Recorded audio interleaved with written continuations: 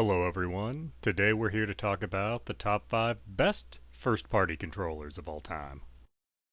Just like last time, we are only talking about official first-party controllers that came packed in with the systems. Nothing third-party, nothing aftermarket. And, as always, if you don't like my list, make your own damn list. Number 5. The Nintendo Entertainment System controller. This controller basically influenced everything that came after it. Every modern design owes something to this design, and while by today's standards it's a little blocky and uncomfortable to hold, at the time it was very revolutionary, and it's had just such an impact over time that it needs to be here, albeit at number 5. Number 4. The TurboGrafx 16 controller. It's basically just an NES controller with built-in turbo. But hey, it had built-in turbo and that's pretty sweet. And it performs very well when you play with it on a TurboGrafx 16, or a PC Engine as the Japanese called it. This would actually be higher on the list, but it is only a 2-button controller, and there's not really any practical modern use for it anymore. Number 3. The Geo Joystick. This delivered exactly what it promised, the feeling of playing the arcade machine at home.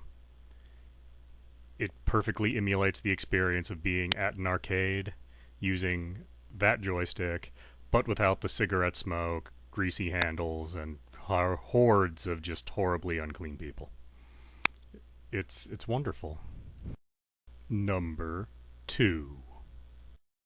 The Super Nintendo controller, which is still the best controller for playing a 2D game. You really can't improve upon this much. Now, having said that, it is really only useful for 2D games. Despite being 15 years old, it's still very easy to find solutions to use this controller for modern games, specifically modern indie games that tend to be in 2D, but you can find USB adapters and other solutions to use this on a PC or even on a modern console. And that's why it's number 2. Number 1. The Sony DualShock family of controllers. These controllers are close to perfect. They're good if you have small hands or large hands. They're good for 2D games and 3D games. They're responsive, the control is tight, the D-pad feels good, the analog sticks are tight. It really is probably the best way to play a game if you're going to go the controller route. That has been this top 5 list. Next time I'm thinking about doing another top list of some kind, possibly dealing with third-party controllers in some way, or maybe with just accessories in general.